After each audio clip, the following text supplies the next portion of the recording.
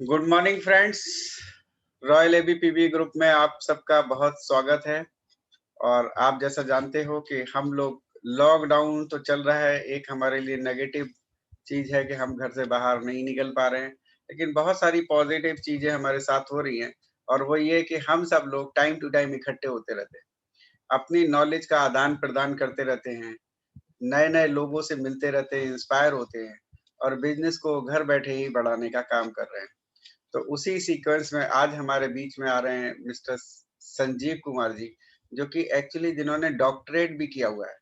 तो फ्रेंड्स, एक तो मैसेज ये जाता है कि आपने कुछ भी किया है, लेकिन उन सब से भी ऊपर है हमारा नेटवर्क बिज़नेस, क्योंकि वो संजीव जी ही बताएँगे कि उन्होंने नेटवर्क प्रोफ़ेशन क्यों सेलेक्ट किया। तो फ्रेंड्स, आज उनकी कहानी सुनते हैं और फिर हमको भी अपने आप को उन चीज़ों को अपनी ज़िंदगी में उतारना होगा आने वाले समय में। तो मैं ज़्यादा टाइम नहीं खर्च करते हुए मैं सीधा इनवाइट करता हूँ। ज़ोरदार तालियों से स्वागत कीजिए। आवाज़ भले ही नहीं आए लेकिन वीडियो पे आपकी दिख जाए। Sanjeev ji, welcome to Sanjeev ji. Thank you so much. Thank you so much. So warm welcome. Thank you आपने मुझे इनवाइट किया और मुझे आज अपनी स्टोरी सुनाने का मौका आपने दिया। और मे भी हो सकता है कि आज अपनी स्टोरी से मैं भी मोटिवेट हो जाऊं दोबारा, क्योंकि स्टोरी इस तरीके से रही है और काफ़ी उतार-चढ़ाव मैंने नेटवर्क में आने के बाद देखा है। और मैं एक बात स्टार्टिंग में बोलना चाहूँगा, जितने उतार-चढ़ाव आते हैं, हर बार उससे ज़्यादा स्ट्रॉन्ग हो जाते हैं। मेरा तो ये अभी तक का रिकॉर्ड में रहा है, जितनी बार भी कोई उतार-चढ़ाव आया, उसके बाद मैं उससे ज़्यादा स्ट्रॉन्ग, फिर उससे ज़्यादा स्ट्रॉन्ग, और उसकी बदौलत मैं जो है मजबूत होता गया नेटवर्क में, चीज़ों में। सो मैं स्टार्ट करना चाहूँगा मैंने कैसे स्टार्ट किया, मैं नेटवर्क में आया कैसे? सबसे पहली बात तो मुझे ये नेटवर्क मार्केटिंग लाइन पसंद नहीं थी। मुझे किसी जानने वाले ने एक इन्विटेशन कार्ड दिया था, जिस पर लिखा था हेल्थ अवेयरनेस प्रोग्राम। मैं आया था हेल्थ अवेयरनेस प्रोग्राम के लिए, मुझे नहीं मालूम था ये नेटवर्क मार्केटिंग का प्रोग्राम होगा। और जब मुझे पता चला नेटवर्क मार्केटिंग का प्रोग्राम में, तो थोड़ा मूड मेरा उतर गया और मैं आधा घंटा 40 मिनट सुन करके वहाँ से निकल गया। और वो लोग रिकॉर्ड कर रहे थे, नाम, नंबर सब, और 4 दिन के बाद, 5 दिन के बाद मेरे पास 2 लोग आते हैं, मुझसे बात करना चाहते हैं, मैं रिजेक्ट कर देता हूँ। मैंने मना कर दिया, फिर 3-4 दिन का गैप दे करके फिर 4-5 लोग आते हैं। फिर कोशिश करते हैं बात करने की, मैं बात ही नहीं करता, मैं बोलता हूँ आई एम नॉट इंटरेस्टेड, बातें नहीं करना। तो उसमें एक आदमी था, वो मेरे को बोलता है, "सर, 4-5 लोग आपके दरवाजे पे आए, इतनी इज़्ज़त तो दो कि कम से कम सुन लो। सुनने में तो आपको कोई टैक्स नहीं लगता। करना ना करना आपकी अलग इच्छा रहेगी। लेकिन 4-5 लोग जब आए, तो आप समझ सकते हैं मेरा एटीट्यूड क्या रहा होगा उस ज़माने में, उस टाइम में, क्योंकि मैं सक्सेस पे था, अच्छे पैसे कमाता था, अच्छा लाइफ़स्टाइल था, बढ़िया वेल मेंटेन था, तो आदमी कौन अट्रैक्ट होता है जिसको नीड होती है, और हम वैसे नहीं थे। तो मैंने उनकी बात को सुना, मुझे थोड़ा कुछ समझ आया, फिर उन्होंने मुझे इनवाइट किया एक मीटिंग के दरमियान। एक क्लब में एक मीटिंग थी, तो मैं क्लब के बहाने उस मीटिंग में गया, मैंने वहाँ पर जाकर के सुना, समझा, मुझे काफ़ी कुछ समझ आया, फिर मैंने जॉइन किया। और जॉइन करने के बाद मैंने 2 से ढाई साल तक मैंने सिर्फ़ प्रोडक्ट को एज़ अ डॉक्टर ट्रीटमेंट के तौर पे लोगों को दिया। नेटवर्क मार्केटिंग से कोई लेना-देना नहीं। बट हुआ यूँ कि उन 2 ढाई सालों में मैंने हर महीने 20,000 से लेके 40,000 का प्रोडक्ट इस्तेमाल किया। मेरे पास रिज़ल्ट की अंबार लग गए, रिज़ल्ट्स की झड़ियाँ लग गई, एक से बढ़कर एक रिज़ल्ट आने लगे। मैं एंटीबायोटिक्स के साथ ट्रीटमेंट में इस्तेमाल करने लगा, नीम को, स्पिरुलिना को, और चीज़ों को, ग्लूकोसामाइन को। उस समय क्योंकि प्रोडक्ट भी कम ही आते थे, उस समय ज़्यादा प्रोडक्ट नहीं थे। बेसिक स्टार्टिंग प्रोडक्ट था स्पिरुलिना एंड ग्लूकोसामाइन। बाद में नोनी आया, कुछ समय बाद फिर नीम आया। सो मैंने जब इस तरीके से किया, तो मेरे पास एक अमेज़िंग मतलब फ़ील था रिज़ल्ट्स को लेकर के, और मैं हर रिकॉर्ड को मेंटेन करता था। जैसे किसी को फ़ीवर का प्रॉब्लम आ रहा है, तो हम लोग उसको एंटीबायोटिक देते थे। ओफ्लोक्सिन दिया, सिप्लोक्स दिया, पीसीएम दिया, उसको और चीज़ें दिया, साथ में एक नीम का कैप्सूल भी देते थे, तो रिज़ल्ट बढ़ जाते थे, साइड इफ़ेक्ट कुछ था नहीं। जहाँ पर मल्टीविटामिन एंड बिकासूल इस्तेमाल करते थे, वहाँ स्पिरुलिना को जगह दे दिया, तो सिचुएशन ये थी, एवरीडे एक बोतल खाली हो जाती थी। अब हुआ क्या, जो मेरे को जॉइन कराने वाले थे, उनको एक सेल मिल गई, और ये हरियाणा की सबसे बड़ी सेल थी। उस समय 20,000 30,000 की सेल मिलना और बैठे बैठाए मिलना और महीने में 1-2 चक्कर मार के मिलना बहुत बड़ी बात थी, बहुत बड़ी बात थी। तो 2 ढाई साल के बाद मैंने क्या देखा कि जो आदमी मुझे कुछ कुछ बातें समझाता है वो कार में आ रहा है और वो मेरे को बोलता है ये कार कंपनी से गिफ्ट में मिली। और वहां से मेरे को दिमाग में खुजली चालू होती है, कार और मुफ्त में। तो मैंने उससे बात पूछा ऐसा कैसे, तो उसका डायलॉग ये था कि आप जैसे 10-15 लोग हैं जो महीने में 30-40 हजार का प्रोडक्ट बेच देते हैं और मेरा 8-10 लाख का मेरा बिजनेस होता है, 1 लाख रुपए मुझे इनकम आती है और मुझे ये कार गिफ्ट में मिली है। मैंने कहा ऐसा कैसे, काम हम लोग करें और गाड़ी आपको, वही जो डायलॉग फेमस है पूरी दुनिया में। तो मैंने इंटरेस्ट लिया, मैंने कहा मुझे बताओ कि कार गिफ्ट में आई कैसे। मैंने कहा ऐसे तो 10-15 डॉक्टर या 10-15 लोग मैं भी ज्वाइन कर सकता हूँ और वो माल बेच देंगे और मेरी भी कार आ जाएगी। तो वहां से मेरे दिमाग में ये चीज आई और उन्होंने मेरे को ज्वाइनिंग प्रोसेस बताया। मुझे ज्वाइनिंग लगाना भी नहीं आता था 2 ढाई साल तक और मेरे को आज भी ये दुख है कि मैंने 2.5 साल बर्बाद किए। पहले करता तो शायद बहुत आगे होता। सो मैंने जब ये सब चीजें मैंने कैलकुलेट किया तो जिंदगी की पहली गलती मैंने क्या की, मुझे नेटवर्क की समझ नहीं थी, ना मैंने ज्यादा समझा। मैंने एक ही लाइन में जोड़ दिया 60-70 लोगों को, बी लाइन बनाई नहीं, दूसरा ग्रुप ही नहीं खोला। मैंने एक ही लाइन में सब आते गए, ज्वाइन करता गया, एक के नीचे एक, एक के नीचे एक, एक के नीचे एक के नीचे एक, बस एक ही लाइन। तो मैंने महीने का हिसाब किताब लगा के देखा, बिजनेस प्रॉपर हुआ और पे आउट नहीं आया क्योंकि नीचे डायरेक्टर निकल गया और मैंने तो सिल्वर किया ही नहीं। तो जब इस तरीके से हुआ तो मैंने पूछा ये क्या हुआ, ऐसे हुआ, तो उन्होंने बाद में मेरे को बोला बिजनेस प्लान को जानो, समझो। बिजनेस प्लान को जाना, फिर जाके एक्टिविटी शुरू की और फिर हमने प्लान किया कि हम 2 से 3 घंटा हर रोज इसके लिए फील्ड करेंगे। तो हम लोग अलग अलग अपने मित्रों से मिलते थे, दोस्तों से मिलते थे, जाते थे, काम करते थे। ये सब चीजें हुई तो 4-6 महीने हुए तो दिमाग सेटल हो गया कि अपने को यहाँ से 1 लाख रुपए की इनकम चाहिए, एक कार चाहिए और फ्लाई करना, प्लेन में बैठ करके देखना, ये माइंडसेट आ गया। और ये माइंडसेट दिमाग में लेकर के हमने डिसाइड किया, क्योंकि कॉन्फिडेंस आ गया था प्रोडक्ट के ऊपर और फील्ड में थोड़ा जाके जब लोगों को ज्वाइन कराया, वो ज्वाइन कराने का रीजन क्योंकि नॉलेज था। तो नॉलेज था तो मैक्सिमम लोगों को ज्वाइन कराया, तो समझ आए तो बड़ा आसान है, इसको तो कर लेंगे और ये तो यूं कर देंगे। तो उन्होंने जब हमसे बात की तो उन्होंने हमें बताया उस समय में कि 500 लोगों की टीम बनाओ, हर आदमी 2,000 का सामान लेगा तो 10 लाख का बिजनेस होगा, 1 लाख का चेक आएगा और ये गाड़ी आएगी, इस तरीके से ऐसा होगा। तो मुझे लगा कि मैं इस काम को 4-6 महीने में कंप्लीट कर दूंगा और बहुत आसान हो जाएगा और मैंने इस तरीके से स्टार्ट की। आप बिलीव करेंगे, मेरे को नेटवर्क मार्केटिंग का कोई तजुर्बा नहीं था, कोई अनुभव नहीं था। और जब मैं मैदान में उतरा, कहते हैं ना जब कुश्ती के अखाड़े में उतरते हो तो पता तब चलता है पटकनी कहाँ से लगेगी। उसके पहले तो मतलब स्टैंडर्डाइज लाइफ एक चलती थी, अपना चलता था, ये हमारा लंच टाइम है, कोई आ गया तो मिल लिए, अपने हिसाब से चलता था। मतलब एक हायर वोल्टेज अपने पास ही होती थी। अब बाद में पता चला फील्ड में उतरने के बाद कि लोगों को मनाना पड़ता है, समझाना पड़ता है, उनके नखरे भी देखने पड़ते हैं, उनको ज्वाइन करा के सर्विस भी देना पड़ता है। पहले लोग हमारे पास आते थे, बाद में हमें लोगों के पास जाना पड़ा। तो इन चीजों का जब कॉम्बिनेशन आया तो हमने डिसाइड किया कि हम 4-6 महीने में कर देंगे। और दूसरी गलती क्या की, पहली गलती तो ज्वाइनिंग में कर दी एक ही लाइन में, दूसरी गलती क्या की, कैलकुलेशन में लिस्ट बनाया, इतने दोस्त हैं, इतने रिश्तेदार हैं, इतने जानने वाले, इन लोगों को ज्वाइन करा देंगे। तो सबके पास गए, बात की, प्लान दिखाया। पहली गलती ये रही कि ज्यादातर लोग रिश्तेदार और दोस्तों के पास जब जाते हैं तो वहां पर कैलकुलेशन नहीं होता। तो कुछ लोगों ने उधार में सामान ले लिया मेरे से, कुछ लोगों ने बोला अगली बार में पैसे देंगे, कुछ लोगों ने मना कर दिया, कुछ लोग मेरे खिलाफ हो गए, विपरीत, कि ये तो बिजनेस में उतर आया, ये तो बड़ा हो जाएगा, इसकी टांग खींचो, इसको ये करो वो करो, रिश्तेदारी जानने वाले। तो ये सब सामना पहली बार जो है करना पड़ा। और ऐसे कुछ डायलॉग भी सुनने पड़े, क्या गारंटी है कंपनी चलेगी कि नहीं चलेगी,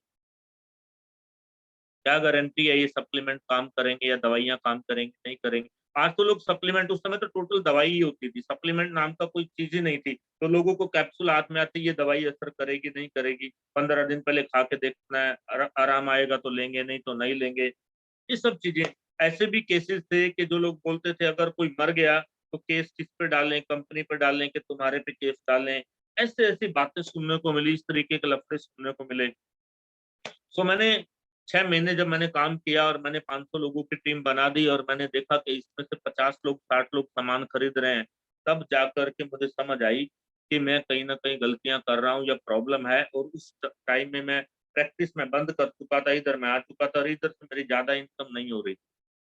तो तब जाकर के मैंने बात की दीपक सर से, और मैंने बात की एमडी सर से, और तब जाकर के मैं दीपक सर से मिला।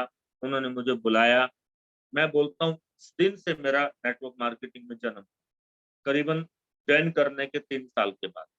जो कि 2 ढाई साल तो काम ही नहीं किया, और 6 महीने अपना दिमाग लगाया, 500 लोगों को भी ज्वाइन करा दिया। अब उसमें से लोग सामान क्यों लेवे, वो तो खाली इसलिए ज्वाइन कर लिया। कुछ लोगों ने फेस वैल्यू पे ज्वाइन कर लिया, कुछ लोगों ने सामान ट्राई करने के लिए ज्वाइन कर लिया, कुछ लोगों ने आधा पैसा दिया उधार में ज्वाइन कर लिया। अब टीम कैसे बनाई जाती है, टीम को एजुकेट कैसे किया जाता है, टीम को ट्रेनिंग कैसे दी जाती है, कैसे लोग काम करेंगे, ये सब तो नॉलेज था ही नहीं। अपने भावनाओं में और आवेश और जोश में काम किया। तो दीपक सर से मिले, बैठे, पहली बार उनसे बैठ करके बात करने का मौका मिला। उन्होंने 2 बातें सिखाई, आपको भी सिखा रहा हूं। उन्होंने बोला जिंदगी में 2 तरीके से काम होता है, एक होता है इमोशन, एक होता है प्रोफेशन। एक होता है इमोशनल टेक्निक, एक होती है प्रोफेशनल।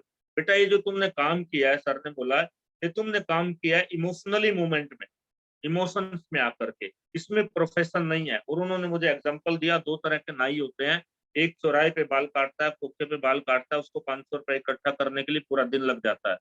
एक एक होता है प्रोफेशनली सैलून बना के, सैलून के अंदर जाओ तो 4 कैंची इधर, 2 कैंची इधर, वो 250-300 रुपए ले लेता है वो शाम तक। तो प्रोफेशनली उन्होंने मुझे और भी एग्जांपल्स दिए कि प्रोफेशनल लोग पैसा कमाते हैं, जो अनप्रोफेशनल होते हैं वो हार्ड वर्क करते हैं, पैसा कम कमाते हैं, हार्डवर्क ज्यादा। तो उससे मुझे समझ में आया कि प्रोफेशनल बनना पड़ेगा और प्रोफेशन में आकर के काम करना पड़ेगा। तो वो थी मेरी पहली शुरुआत, वहां मैंने इफेक्ट किया। और मैं मानता हूँ कि तब से मैं नेटवर्क में अपनी काउंटिंग करता हूँ। और उसके बाद मैंने फिर काम शुरू किया और अपने आप को जीरो किया। दीपक सर ने मुझे जीरो किया वहां पर, और वहां पर से मैंने काम किया।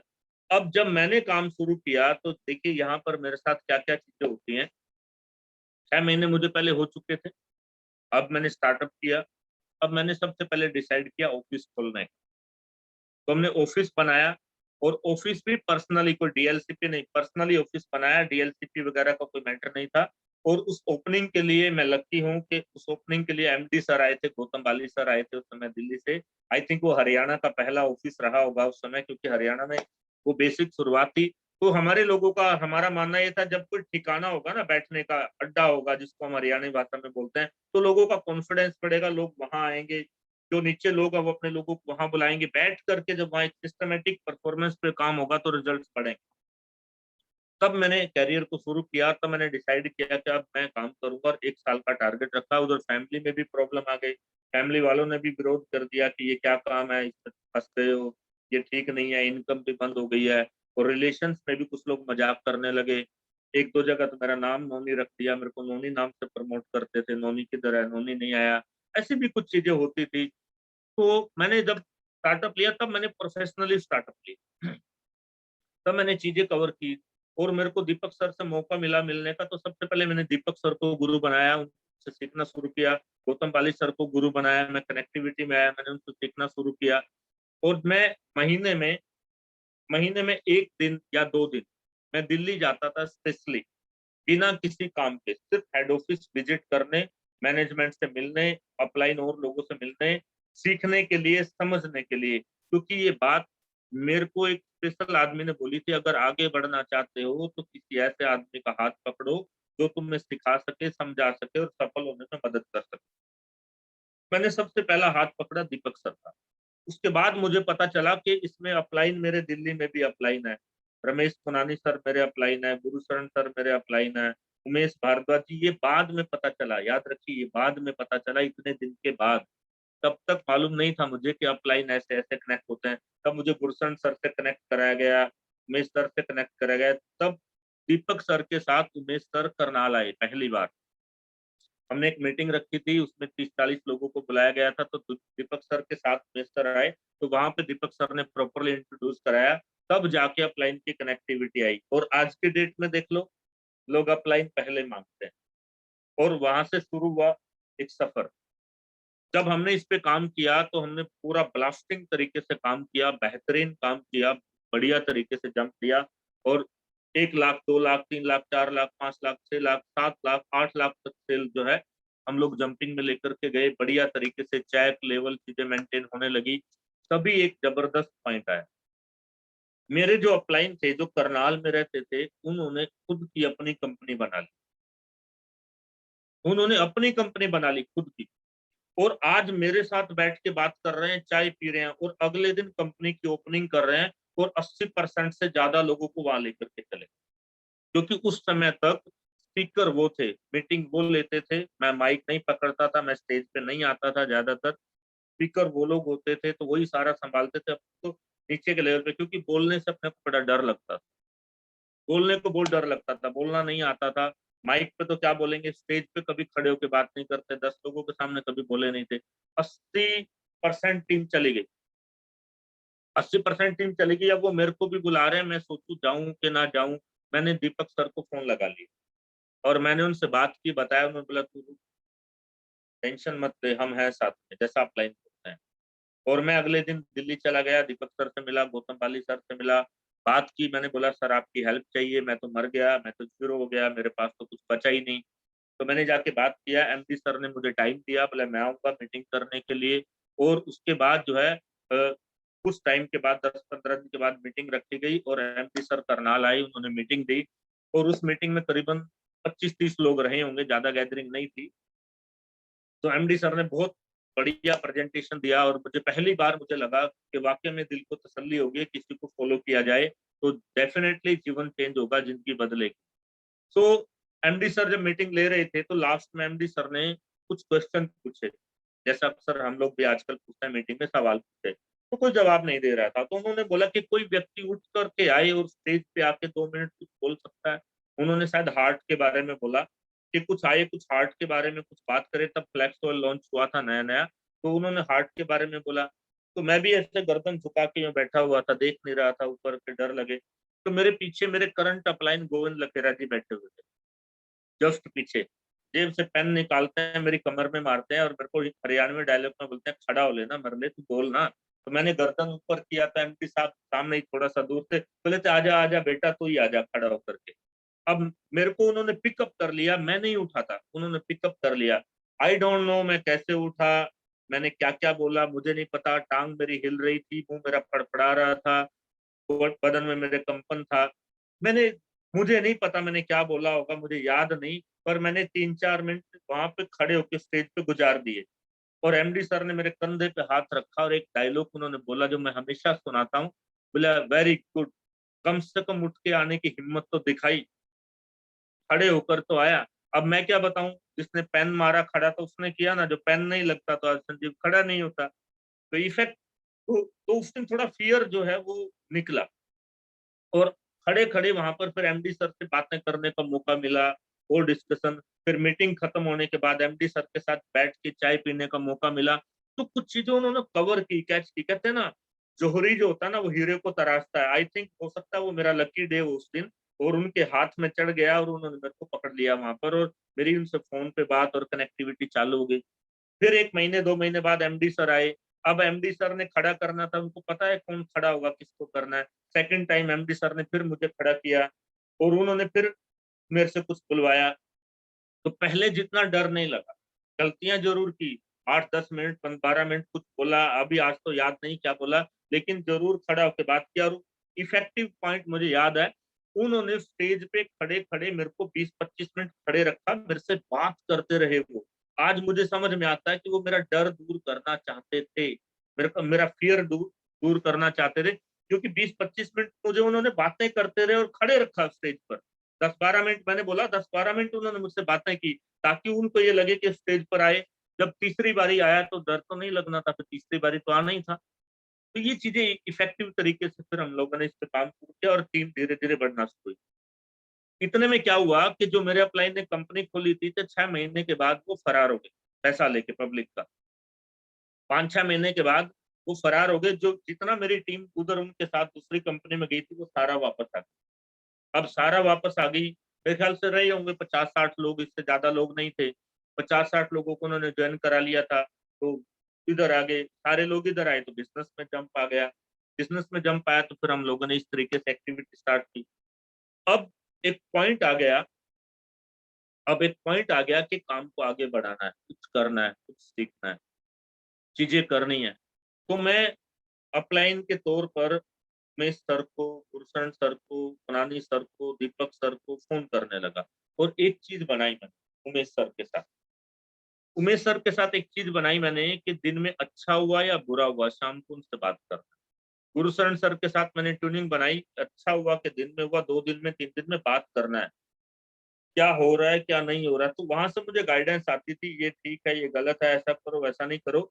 और उस दरमियान मुझे पता नहीं चला, उन दिनों में मैं बन गया फॉलोअर कंपनी का, सिस्टम का 100% फॉलोअर। अच्छा लगे या ना लगे, बुरा लगे, कुछ लगे, कोई मैटर नहीं, बस जो ऊपर से आदेश आ गया उसको मानना है, जो ऊपर से ऑर्डर आ गया उसको फॉलो करना है।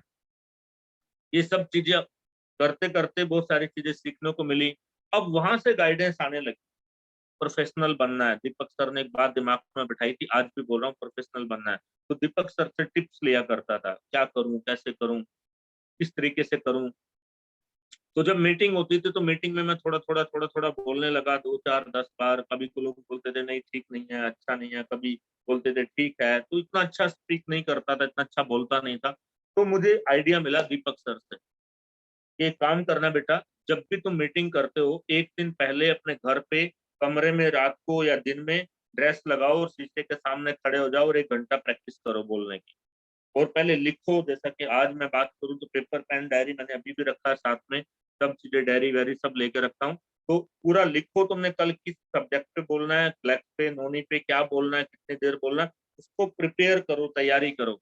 तो मैं हमेशा जब भी मेरी मीटिंग होती थी, मैं 1 से 2 घंटा घर पे टाई लगा के ड्रेस डाल के सिस्टम में आके पूरा तैयारी करता था, बोलने का, खड़े होने की प्रैक्टिस, बात करने की। तो मेरा कॉन्फिडेंस बढ़ता था और मेरे से गलतियां नहीं होती थी। तो दीपक सर ने एक ही चीज घुसा रखी थी यहाँ पे कि बोलना है, प्रोफेशनल बनना है, स्पीकर बनना है। तो ये सारी चीजें हमने की और इफेक्टिव तरीके से काम होता चला गया, बढ़ता चले गए।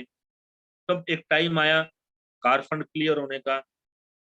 कार फंड क्लियर हुआ, पहली कार ली यहाँ से, इंडिगो CS। लेकिन तब तक वेस्टीज में 3 4 साल गुजर चुके थे, एक्चुअल में काम करते हुए 1 1.5 साल हुआ था। तो लोगों ने कहना शुरू कर दिया था, कार आएगी, नहीं आएगी, विदेश जाओगे नहीं जाओगे, झूठ बोलते हो, कुछ नहीं होता इन कंपनियों में।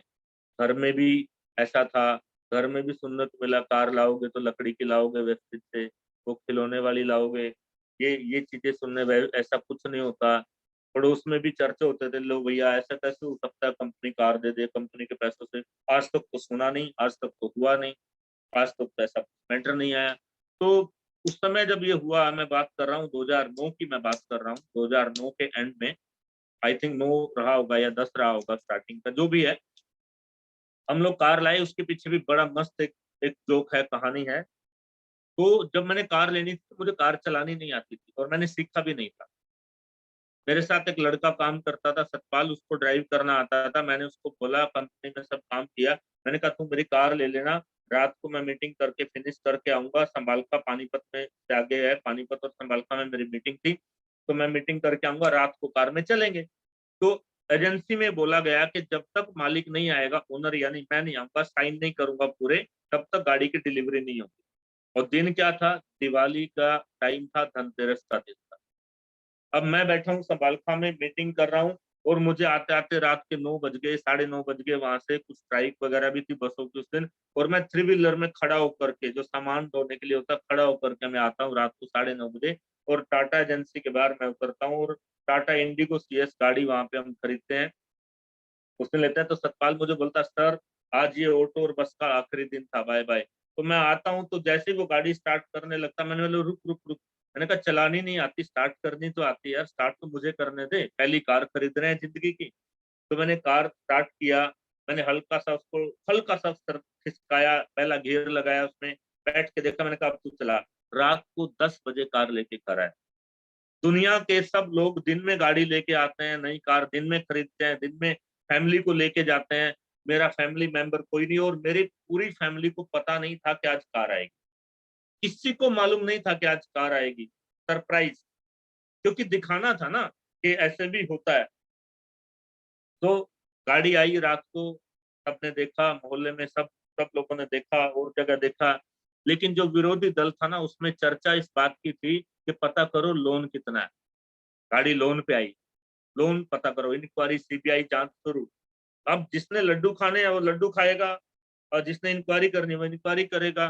तो उस चक्कर में एक दो लोगों ने और कुछ कमेंट किया, उस चक्कर में हमने एक नया काम किया। हमने 2 महीने, 1 महीने 2 महीने के बीच में ड्राइवर रख लिया गाड़ी पे, और उसको 2,000 रुपये सैलरी एक्स्ट्रा देते थे। बोला तू दरवाजे पे गाड़ी लगा, खिड़की खोल के बैठा, बैग तू उठाएगा, पूरा फिल्मी मॉडल जैसा फिल्मों में दिखाते हैं ना, पूरा स्टाइल मेंटेन। मैं बैठूंगा, तू खिड़की खोलेगा, मेरे को बैठाएगा, मैं उतरूंगा तो खिड़की खोलेगा, मैं उतरूंगा, कोई मैटर नहीं, इज अ वेल मेंटेन। तो ये रही शुरुआत इस तरीके से। और मैं आपको बताऊं, उसके बाद फिर कभी पीछे मुड़कर नहीं देखा। फिर वेस्टिज क्या है दुनिया को दिखाया, वेस्टिज में क्या हो सकता है वो साबित किया। फिर फॉरेन टूर जाने लगे। पहला फॉरेन टूर 2010 में दुबई, उसके बाद फिर मैं भी, मेरे ख्याल से मलेशिया, सिंगापुर, उसके बाद मैं भी थाईलैंड शायद, याद नहीं। उसके बाद तो ये 4-5 फॉरेन टूर जाने के बाद तो लोग ये कहने लगे यार पता करो 1 नंबर का काम करता है कि 2 नंबर का काम करता है। बैग उठाता विदेश जाता, बैग उठाता विदेश जाता, इतनी बार। और ये भी मैं बता दूं, मेरी फैमिली में मैं पहला आदमी था प्लेन में बैठने वाला उस समय तक मेरे परिवार में। और उस समय प्लेन में बैठना अचीवमेंट मानी जाती थी। लोग ऊपर से ही देखते थे, मैं भी ऊपर से देखता था, मेरे घर के ऊपर से जाता था। तो उसके बाद वेस्टीज ने खुशियां दी, झड़ी लगा दी, अंबार लगा दिए, काम करते गए। हाँ, ये बात जरूर है कि काम में लफड़े जरूर हुए, इसमें कोई शक नहीं, लफड़े हुए। बीच में भी कई लफड़े हुए। बीच में एक दूसरी कंपनी आ गई हमारी टीम में, एक और लीडर था, उसने एक और कंपनी चालू कर दी, एक साथ में 2 कंपनियां। वो बीच में एक और कंपनी लेकर के आ गया पूरी टीम में, उसने फिर लफड़ा किया, फिर पंगा हुआ, फिर ये दिक्कत हुई। फिर डीएलसीपी के 2-3 बार लफड़े हुए, डीएलसीपी वालों ने पंगा कर दिया, किसी ने 2 लाख की सेल नहीं डाली।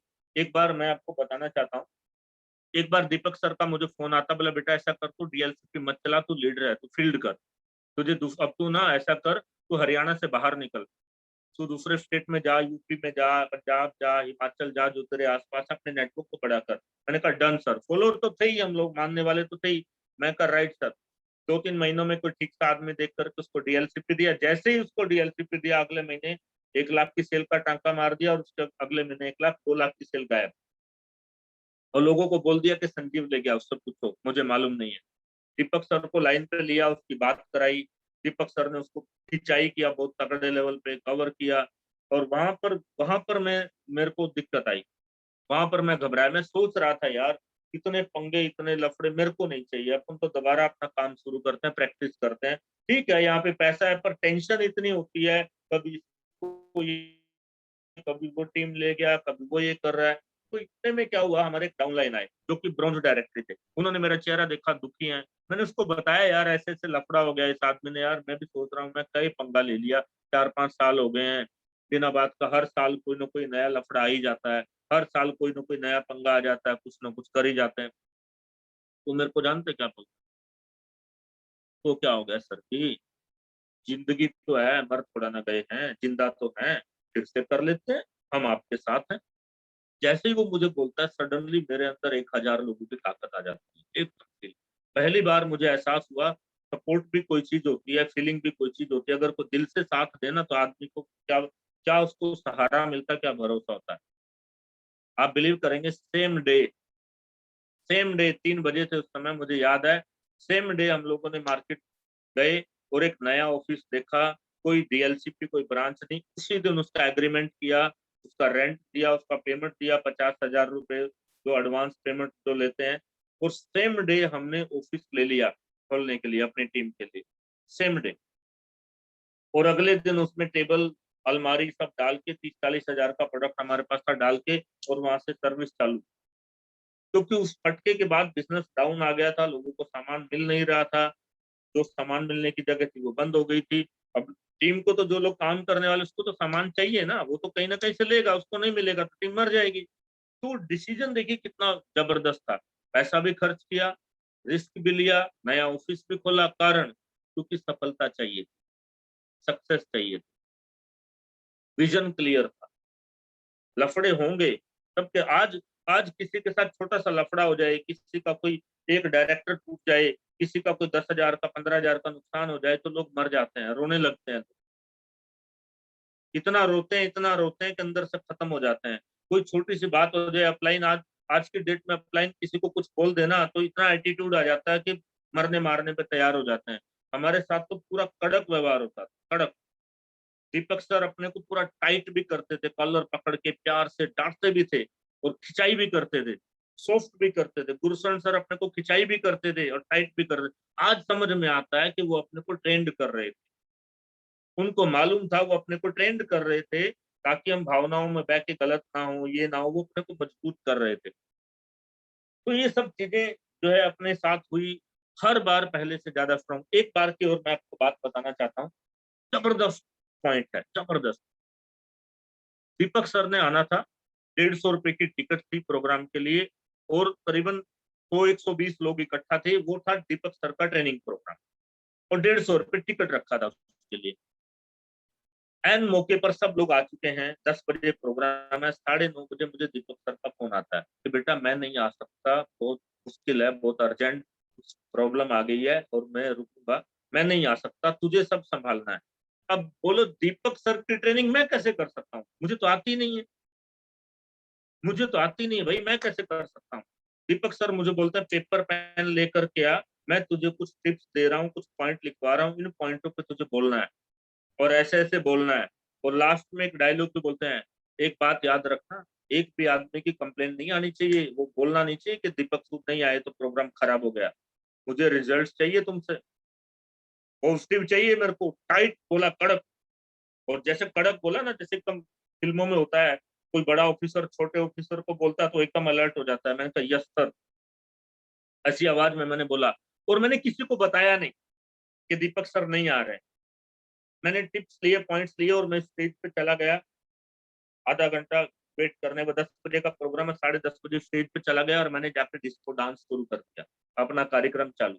क्योंकि मुझे मालूम था कि आधा घंटा तो लोग पूछेंगे ही नहीं, फील ही नहीं करेंगे, और आधे घंटे में अगर मैं कुछ एक्टिविटी इस तरीके की कर दूंगा तो लोग मेरे पे फोकस कर जाएंगे। सो दीपक सर के पॉइंट्स थे, दीपक सर का टिप्स थे, दीपक सर की आवाज थी, खाली मुंह मेरा था। और मुझे बाद में पता चला वो भी मेरा टेस्ट लिया गया था और उनको यकीन था ये संभाल लेगा और इसीलिए उन्होंने मुझे वो परफॉर्मेंस दिया। अगर उनको मालूम होता ये नहीं संभालेगा तो डेफिनेटली वो अपनी जगह किसी और को भेज देते, वो उमेश सर को भेज देते, वो गुरशरण सर को भेज देते, कंपनी के किसी एएसएम को, ट्रेनर को भेज देते। तो वो मुझे बाद में समझ आया, 2 साल के बाद, 2.5 साल के बाद मुझे पता चला वो ट्रेनिंग का पार्ट है। जब किसी को जिम्मेदारी दी जाती है, उसको मजबूत करना होता है तो उसको प्रोसेस में से गुजारते हैं इस तरीके से। तो प्रोग्राम जब हुआ, करीबन 1 घंटा मैं बोलते बोलते चला गया, तो तब मैंने बताया कि कवरेज करके कि आज दीपक सर नहीं आ पा रहे हैं किसी कारणवश और उनकी जिम्मेदारी मुझे निभाने के लिए आदेश मिले हैं, क्या आप मेरे साथ हो कोऑपरेटिव मूवमेंट में प्रॉपर। और हमने 12-12:15 बजे प्रोग्राम को फिनिश किया।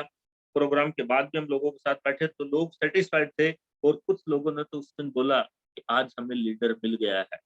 और मेरे को भी लगा कि वाकई में आज कुछ, मतलब क्योंकि बैकअप तो दीपक सर का था ना। एक बात समझिए, दिमाग में तो दीपक सूद बैठा हुआ, दिमाग में तो एमडी सर बैठे। तो इस तरीके की चीजें हुई। अगर आज हम किसी लीडर को बोल दें कि आप मीटिंग रखिए मैं आ रहा हूं और हम ना जाएं, तो वो शायद उसी दिन छोड़ देगा व्यक्ति और इतना रोएगा, अपलाइन सपोर्ट नहीं करती, ये नहीं होता, अपलाइन धोखा देते हैं, अपलाइन ऐसा करते हैं, अपलाइन ये करेगा, मतलब टोटल रोना। और उस जमाने में जब हम काम करते थे व्हाट्सएप नहीं था, मोबाइल पे मिस कॉल मारते थे 99% लोग, उसको कॉल करना पड़ता था, खर्चा अपना करना। उस जमाने में फेसबुक मैंने 2011 में ज्वाइन किया था, फेसबुक नहीं था, बाद में आया। उस समय स्कीम नहीं होती थी 10% की। आज तो लोग स्कीम के ऊपर लड़ाई करते हैं कि कंपनी ने स्कीम कम कर दिया, 8% कर दिया, 10। अरे मेरे जमाने में था ही नहीं, कंसिस्टेंसी नहीं था भाई, अवार्ड फंक्शन नहीं थे मेरे टाइम में, बाद में स्टार्टिंग किया कंपनी ने। उस समय में कुछ था ही नहीं, छोटा सा कैटलॉग होता था कंपनी का, लिटरेचर नाम की कोई चीज नहीं थी, बोल करके काम करना होता था। तो उस प्रोसेस से हम लोगों ने गुजर के वर्क किया, काम किया। और फिर क्या हुआ, कुछ समय के बाद फिर दूसरे कंपटीटर कंपनियां चलने लगी, नाम आने लगा। फिर मैं आपको आगे लेके चलता हूँ कि 2015 में, 2015 में नहीं 2014 में हम लोग ऑस्ट्रेलिया से आए थे फॉरेन टूर करके। आई थिंक 13 लास्ट या 14 में मे बी। तो जब हम लोग एयरपोर्ट पे दिल्ली उतरे, हम लोग साथ में थे, गुरशरण सर साथ में थे, और लोग भी थे। मैं और गुरशरण सर साथ में थे, हमारी बड़ी जमती थी आपस में, बहुत साथ में रहते थे। तो जब एयरपोर्ट के बाहर आए तो पहली बार महिंद्रा एक्सयूवी के दर्शन हुए। और सर ने बोला ये गाड़ी इतनी मस्त है ना, इसमें बड़ी बड़ी गाड़ियों के फीचर हैं, सबसे ज्यादा फंक्शन है इसमें, ये है। इतनी तारीफ कर दी कि वो मेरे दिमाग पे चढ़ गई, और मैंने घर आकर डिसाइड कर लिया कि एक्सयूवी लेना है।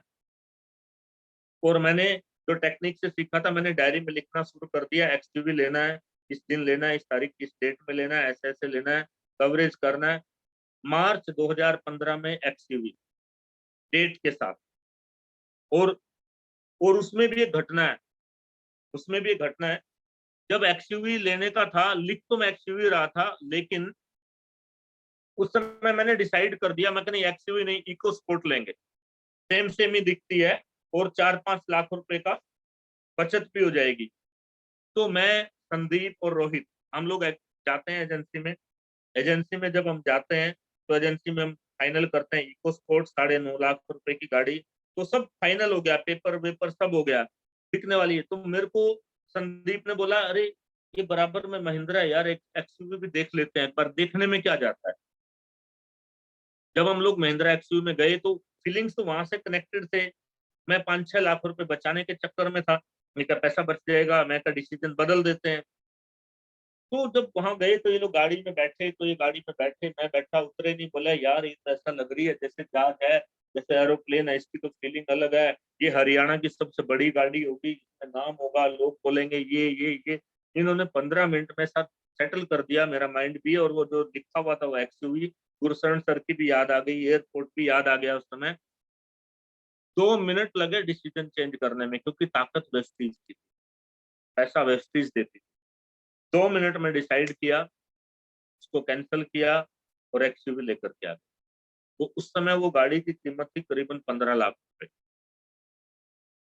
15 लाख रुपए की गाड़ी थी, W8 मॉडल था वो, उस समय का टॉप मॉडल था वो। और वो गाड़ी जब लेकर के आए तो तब एकदम जितने पड़ोस, रिश्तेदार, दोस्तों में तब एक मोहर लग गई, ठप्पा लग गया कि यस, ये जो बोलेगा वो करेगा, वेस्टिज में होता है। क्योंकि पहले गाड़ी आ चुकी, फॉरेन टूर, अब लोगों का माइंड पॉजिटिव हो गया। 3-4 साल लगे, अब दुनिया मेरे लिए पॉजिटिव हो गई। नेगेटिव लोग मानने लगे, कारण अब उनकी मजबूरी थी मानना, क्योंकि उनको दिखाई दे रहा था 4-5 साल का सफर, गाड़ियां, फॉरेन ट्रिप, और ये सब चीजें इफेक्टिव तरीके से काम कर।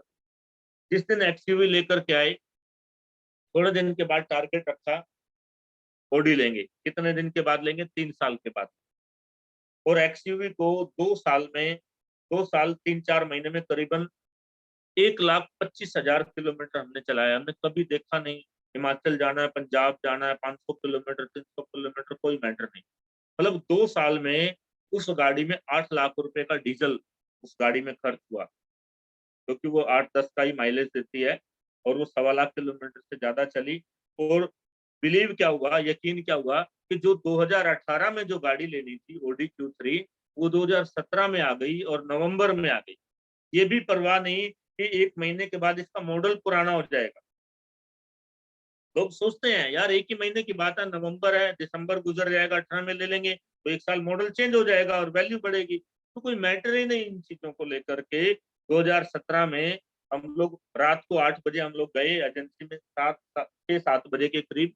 रोहित भी साथ में गया, उनसे बात हो रही थी और रात को डिस्कशन हो रहा था। तो बात करते करते रोहित ने एक फोटो खींचा ऑडी के साथ मेरा और फेसबुक पर डाल दिया, और उस पर लिख दिया ऑडी इज कमिंग। तो उसी समय 2 लाख का चेक बना करके ऑडी को दे, ऑडी शोरूम पे दे, और गाड़ी तैयार। तो ये वेस्टीज की जो जर्नी है, यहाँ पर मैं आपको बताना चाहूंगा, जितनी ज्यादा कठिनाइयां और तकलीफ देखोगे, उतना ज्यादा मजबूत बनोगे और उतनी बड़ी सफलता पाओगे। आज लोग सोचते हैं कि अपलाइन मेरा काम कर दे, डाउनलाइन मेरा काम कर दे और मैं आराम कर लूं और मेरे को गाड़ी आ जाए, मेरा नाम हो जाए। नहीं, अगर हो भी गया कुछ, तुम्हें 1,50,000 का चेक आ गया, छोटी मोटी कार आ गई, छोटी मोटी car in the sense Swift ले लिया, होंडा सिटी कुछ ले लिया, वो छोटी मोटी है, जिसका कोई मायने नहीं है। कोई छोटी मोटी कार आ भी गई, लेकिन तुम्हारे अंदर लीडर नहीं आएगा, तुम्हारे में बोलने की ताकत नहीं आएगी, तुम्हारे में कॉन्फिडेंस नहीं आएगा, तुम्हारे में कन्विंस करने की पावर नहीं आएगी। लेकिन जब इन चीजों से गुजरोगे, परिस्थितियों से गुजरोगे, तब जाकर के माइंड सेटअप बनेगा, स्ट्रॉन्ग बनोगे, परफॉर्मेंस आएगी, चीजें आएंगी, तो रिजल्ट्स निकल के आएगा, कवरेज होंगी आपके साथ, बहुत हायर रिजल्ट्स आएंगे। एक बार और मैं आपको बताना चाहता हूँ कि जब जब आप इन परिस्थितियों से गुजरते हो, तो आपके दिल दिमाग में एक चीज, अगर आप पॉजिटिव हैं तो कोई आपको हरा नहीं। मैं एक डायलॉग बोलना चाहता हूँ, मेरा फेमस डायलॉग है और मैं बहुत बारी सुना चुका हूँ, पर मैं कभी कभी इसको कम बोलता हूँ, ध्यान से सुनना। अगर अगर विश्वास रहा आपको अपने ऊपर, अपने अपलाइन के ऊपर, अपनी कंपनी के ऊपर और अपने भगवान के ऊपर, तो कोई आपको हिलाकर भी हिला नहीं सकता, कोई माई का लाल हिला नहीं सकता अंदर से। और अगर हिल गया, विश्वास आपका हिल गया, तो कोई आपको बचा नहीं, कोई नहीं बचा सकता। भले आपकी सेल डाउन चली जाए, भले आपका डायमंड लेवल पे 80,000 का चेक था 20,000 हो जाए। मेरे को मालूम है, मेरा 70,000 का चेक 7,000 पे आ गया था एक ही महीने। 70,000 का चेक 7,000 पे, 4 महीने, 2, 3 या 4 महीने लगे थे उसको दोबारा उस रेंज पे लाने के लिए। मेरे को मालूम है, डीएलसीपी वाले ने मेरे को 2 लाख रुपए का फटका दिया था। मेरे को मालूम है, उसके बाद मैंने सुपर मॉल में ऑफिस बनाया था, और सुपर मॉल में ऑफिस में, हमारे ऑफिस में चोरी करने की भी कोशिश की गई थी, ऑफिस को बदनाम करने की भी कोशिश की गई थी। हमारे ऑफिस में ड्रग इंस्पेक्टर की रेड भी कराई गई थी, हमारे प्रोडक्ट के सैंपल भी भराए गए, हमारी हरियाणा गवर्नमेंट को भी शिकायत की गई थी ताकि हम नेगेटिव हो जाए, लेकिन कभी कुछ हुआ ही नहीं, क्योंकि हम क्लियर थे। हमारे ऑफिस में बहुत सारी चीजें लोगों ने, क्योंकि लोग ऐसे होते हैं, और हम हर बार स्ट्रॉन्ग स्ट्रॉन्ग स्ट्रॉन्ग होते चले गए और कभी हटे ही नहीं अपनी लाइन से। तो ये मैं बोलना चाहता हूँ, दैट मीन्स प्रोसेस, इसमें कोई मेंटर वाली बात नहीं है। मैं तो एक चीज बोलता हूँ, अब मैं एक बात बोलना चाहता हूँ, ध्यान से समझिए। मैंने एक चीज बनाई थी और उस पर मैंने काफी ट्रेनिंग में भी 1-2 बार लोगों को गाइडेंस में सिखाया है, जिसको हम बात कहते हैं ना, प्रॉब्लम। मान लीजिए किसी को चोट लगती है तो उसके लिए बड़ी प्रॉब्लम है, लेकिन डॉक्टर के लिए वो बिजनेस है। अब डॉक्टर के पास सोल्यूशन है तो वो पैसे कमाएगा। अगर किसी का झगड़ा होता है और वो झगड़े का मामला थाने में, पुलिस में जाता है, तो पुलिस पैसा कमाएगी, उसका पब्लिक का प्रॉब्लम है। अगर आपकी गाड़ी खराब होती है तो आपके लिए प्रॉब्लम है, लेकिन मैकेनिक के लिए वो पैसा है, वो उस प्रॉब्लम को ठीक करेगा तो पैसा लेगा। तो मैं तो बोलूं, प्रॉब्लम के इंतजार में रहते हैं हम, तो प्रॉब्लम आवे और हम उसको ठीक करें और पैसा कमाएं, सिंपल। क्या प्रॉब्लम आएगी? छोटा मोटा प्रॉब्लम आएगी, कोई बोलेगा सर मेरे को ये नहीं आता, कोई बोलेगा मेरा एलओबी नहीं आ रही, कोई बोलेगा मेरा 2000 पीवी नहीं आ रहा। उसको सिखाएंगे, गाइडेंस देंगे, उसको ट्रेनिंग देंगे, वो कवर करेगा, प्रॉब्लम दूर हो जाएगी और पैसा आएगा, उसको भी आएगा और अपने को भी आएगा। सो आज मैं ये बात इसलिए पॉइंट पे लाया हूं, आज कोविड के करके बहुत बड़ी प्रॉब्लम यहाँ आई है। यहाँ प्रॉब्लम कहाँ होती है? दिमाग। प्रॉब्लम कहाँ होती है? सोच में होती है, विचारों में। और आजकल आजकल आपके दिमाग में क्या चल रहा है, उस पर निर्भर करता है कि आप किस स्थिति से गुजर रहे हैं।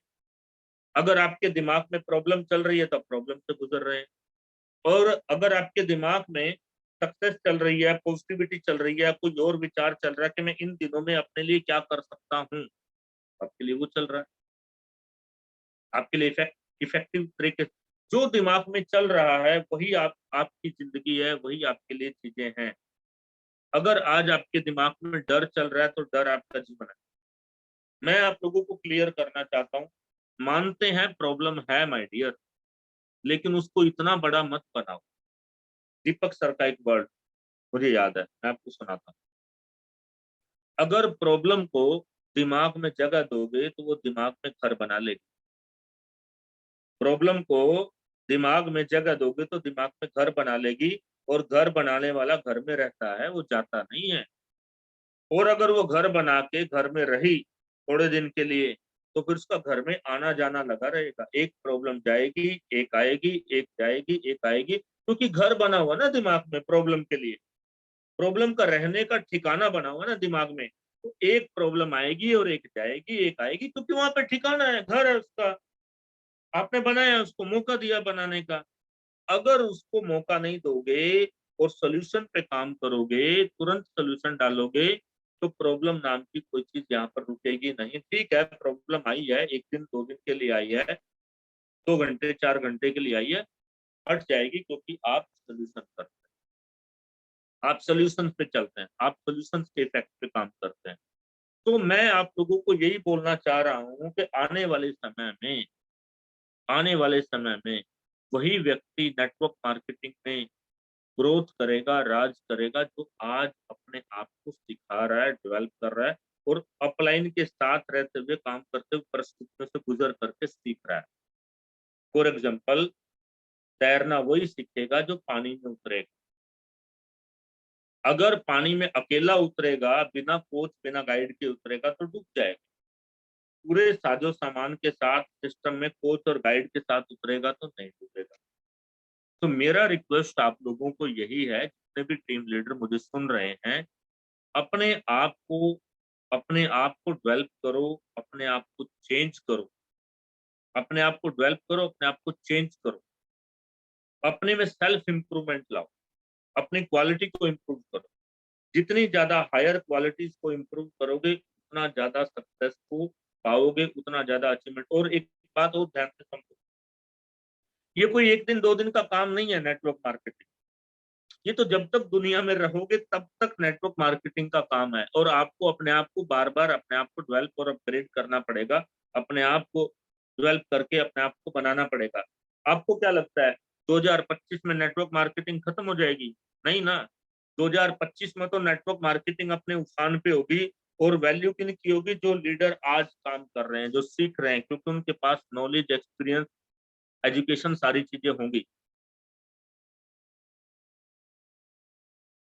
और 2025 में जब नेटवर्क मार्केटिंग का दौर आ जाएगा, तो मैं बता दूं, जो आप हैं और मैं हूं, सर बैठे हैं और मैं बैठा हूं, जितने लीडर हैं, अगर इन्होंने अब आज अपने आप को सिस्टम में डाल करके मजबूत स्ट्रॉन्ग नहीं किया, तो तब जानते हो क्या होगा? तब कॉलेज से निकलेंगे एमबीए करके, लोग नेटवर्किंग की पढ़ाई करके निकलेंगे, और नए नए लड़के आएंगे, नए नए लड़के आएंगे, नेटवर्क मार्केटिंग का सब्जेक्ट स्टडी करके आएंगे, बाकायदा कॉलेज से पढ़ के, और बीच में से चीरते हुए आगे निकल जाएंगे। वो ग्रोथ पे होंगे स्पीडली, क्योंकि वो नेटवर्क मार्केटिंग की एजुकेशन कॉलेज में लेकर के आएंगे। और हमें नेटवर्क मार्केटिंग का कॉलेज यहीं पर बनाना है। मैं तो यहीं पर प्रयास कर रहा हूँ, जितने मेरी टीम के लोग हैं, जितने मेरे साथ लोग हैं, मैं तो उनके लिए अभी से सेशन चलाता हूँ कि अभी से नेटवर्क मार्केटिंग के कॉलेज में एडमिशन ले लो, सीखो, सीखो, पब्लिक डीलिंग से लेकर हर चीज, बोलने का स्टाइल, बात करने की अदाएं, हर चीज नॉलेज परफेक्ट। जैसा कि मैं बताना चाहूंगा, कल भी मैंने एक सेशन लिया था ग्रुप में स्पेशलिटी के ऊपर, कि आपको अपने अंदर एक स्पेशलिटी क्रिएट करना है, कि आपकी स्पेशलिटी के नाम से आपके एरिया में लोग आपको जाने, टीएनटी स्पेशलिस्ट के तौर पे जाने, एग्रीकल्चर प्रोडक्ट में स्पेशलिटी के ऊपर लोग आपको जाने, हार्ट की कार्डियो केयर स्पेशलिटी के रूप में जाने, ज्वाइंट केयर की स्पेशलिटी के ऊपर जाने। तो जो लीडर, ध्यान से पकड़ो, थोड़ा सा एजुकेशन को टच दे रहा हूं मैं यहाँ पर, जो लीडरशिप काम कर रहे हैं, जो लीडरशिप काम कर रहे हैं और कंपनी की मीटिंग के भरोसे हैं, उनकी स्पीड नहीं आएगी। जो लोग काम कर रहे हैं कंपनी की जूम मीटिंग के साथ, खुद पर, अपने आप पर, अपने आप भी काम कर रहे हैं, खुद की ट्रेनिंग में भी काम कर रहे हैं, यानी कि खुद का होमवर्क भी करते हैं। इट मीन्स, समझो, खुद के ऊपर, जैसे उसको बोलना नहीं आता तो वो बोलने की प्रैक्टिस कर रहा है, उसको अगर नए प्रोडक्ट का नॉलेज नहीं है तो प्रोडक्ट का नॉलेज अपग्रेड कर रहा है, उसके बोलने में सुधार करना है तो उसको नया वर्जन डाल के चल रहा है, लोगों में उसका लाइकिंग रेशियो कम है तो उसके ऊपर काम कर रहा है, उसका दिमाग के अंदर जो विंडो 7 चल रही है, आज विंडो 10 लोग चला रहे हैं, विंडो 11 चला रहे हैं, उसका दिमाग में भी विंडो 7 चल रहा है, तो विंडो 7 लेके वो विंडो 10 की स्पीड से कैसे काम करेगा? तो विंडो चेंज करना पड़ेगा खोपड़ी में, तो वो विंडो चेंज करने का काम कर रहा है कि नहीं कर रहा है? तो वो सारी चीजें अगर लीडर नहीं कर रहा है तो फिर वो काम करेगा, उसका 2000 पीवी, 4000, 10,000, 20,000 पीवी है, तो 20,000 से 40,000 पे जाने के लिए उसको बड़ी दिक्कत आएगी, क्योंकि उसका सॉफ्टवेयर विंडो ओल्ड है।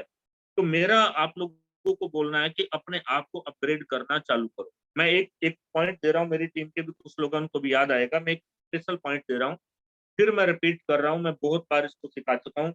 जस्ट लाइक ये आपकी डायरी है, समझो ये आपकी डायरी है। इस डायरी में आपको एक काम करना है, आपको अपने अपलाइन के साथ बात भी करना है और एक काम करना है। ये आपकी डायरी खुल गई, इसका पेज खुल गया। इसके ऊपर इसको नाम दीजिए डायरी को, इसका नाम है I am a teacher. I am a teacher, right. मैं टीचर हूं अपना खुद का। आई एम ए टीचर करके इसको नाम दीजिए और इस पेज पे लिखिए कि आजकल आप किस प्रकार के इंसान हैं, आजकल आप काम कैसे कर रहे हैं, आजकल आप कितनी मेहनत कर रहे हैं, आजकल आप झूठ बोलते हैं कि नहीं बोलते, आजकल आप सच बोलते हैं, आजकल आप लाइन को फॉलो करते हैं कि नहीं करते हैं, आजकल आप कंपनी के सिस्टम को मानते हैं कि नहीं मानते, आजकल चल क्या रहा है आपकी लाइफ में, पूरा पेज लिख डालिए और उसको 3 बार पढ़िए। आपको मालूम पड़ जाएगा आपकी इस समय की कंडीशन क्या है, किस स्थिति में है आप। और ये वीकली करना है, हर हफ्ते। ये मैं इसलिए कह रहा हूँ क्योंकि आजकल हमारी टीम में हमारे साथ कुछ ऐसे लोग भी आ गए हैं जिनका एटीट्यूड बहुत गंदा है। वो अपलाइन को मानना ही नहीं चाहते। मैं कहता हूँ चलो अपलाइन को नहीं मानते, खुद ही देख लो भैया, आई ना। अपलाइन को फॉलो नहीं करना चाहते तो खुद तुम्हें आइडिया तो आ जाएगा ना। कुछ लोग हैं जो अपलाइन को मानते हैं, गुरु मानते हैं, कोच मानते हैं, डेफिनेटली वो जीवन पर राज करेंगे। फिर एक सेकंड वाला पेज आ गया है। अब सेकंड वाले पेज पे एक और बड़ा काम करना है। ये आपको आइडेंटिफाई करा देगा आप क्या है। अब मैं इसको बोलता हूँ, इसमें बीचों बीच लाइन लगाइए और एक साइड में लिखिए अपने पॉजिटिव पॉइंट, पावर पॉइंट। आपके अंदर क्या क्या खूबियां हैं, जैसे आप अच्छा बोलते हैं, जैसे आपका ड्रेस कोड अच्छा है, जैसे आपका प्रोडक्ट नॉलेज अच्छा है। इधर में अपनी कमियां लिखिए, जैसे मैं लेट जाता हूँ मीटिंग में, मैं बात करके पूरी नहीं करता हूँ, मैं वादा तो करता हूँ पर मैं निभाता नहीं हूँ, मैंने मैंने टीम को बोला था पर मैंने किया नहीं, मैं अपलाइन की इज्जत नहीं करता। तो आप में क्या क्या कमियां हैं इधर लिखिए, इधर क्या क्या खूबियां। आपकी डायरी आप ही जाने, किसी को दिखाया तो नहीं ना। अब आपको यहाँ पर चेक करना है कि आपको अपने अंदर क्या चीज बढ़ानी है, कहाँ मिस्टेक है। कारण अगर आप नहीं करोगे तो, अगर आप अच्छे नहीं हो तो आपके डाउनलाइन भी अच्छे नहीं होंगे, क्योंकि वो अपलाइन को फॉलो करते हैं। मंकी सी मंकी डू, इसमें कोई दो राय नहीं। अरे माय डियर, मैं ये सब इसलिए करा रहा हूँ क्योंकि लोग आपकी आवाज सुनते हैं, लोग आपको चलते हुए देखते हैं, लोग आपको बैठते हुए देखते हैं, लोग आपको काम करते हुए देखते हैं, लोग आपका व्यवहार देखते हैं। और सब चीजें आपको पता नहीं चलता, लेकिन दुनिया आपको नोटिस कर रही है। आपके रिश्तेदार आपको नोटिस कर रहे हैं कि कैसा आदमी है, क्या स्टैंडर्ड है, कैसा नॉलेज है इसका। तो आपको आपको देखते हुए, आपको चलते हुए देख करके, सुनते हुए लोग जजमेंट करते हैं, आइडिया लगाते हैं कि तुम एक्चुअल में क्या हो। Understand me. आप आइडिया, लोग आपको जज करते हैं कहाँ से, जब वो आपके साथ बात करते हैं, आपका बैठने का स्टाइल देखते हैं, आपकी आवाज सुनते हैं, आपके शब्दों को सुनते हैं, आप किन शब्दों का प्रयोग करते हो, राइट। आप कैसे खाते हो, किसी के घर गए तो चाय कैसे पीते हो, बिस्किट कैसे खाते हो, नमकीन कैसे खाते हो, आप बैठ के कैसे बात करते हो। तो लोग आपको देख के आइडिया लगाते हैं कि इस बंदे के साथ क्या करना है, इसकी क्वालिटी क्या है। उससे आपकी मार्केट वैल्यू तय होती है, उससे तय होता है कि तुम चीज क्या हो।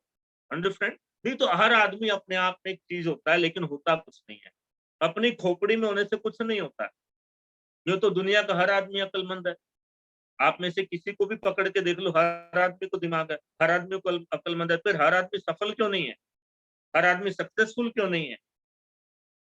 वो इसीलिए नहीं है क्योंकि वो अपने में एक्चुअली मानता है पर है नहीं, पर उसने कभी तराजू में तोल के देखा नहीं अपने को कि बेटा तो चीज क्या है। और ये जो डायरी मैं बनवा रहा हूँ, ये उसको दिखाएगी कि वो चीज क्या है, ये बताएगी उसको। और ये सेल्फ इंप्रूवमेंट का सबसे बेस्ट तरीका है। ये सेल्फ इंप्रूवमेंट सीखने के लिए मैंने कई लाख रुपए खर्चा किया है, तब मुझे ये मिला था, तब मुझे बताया गया था। और आपको तो मैंने ये फ्री में डेवलप करके दे दिया, और अब आपको फॉलो करना है।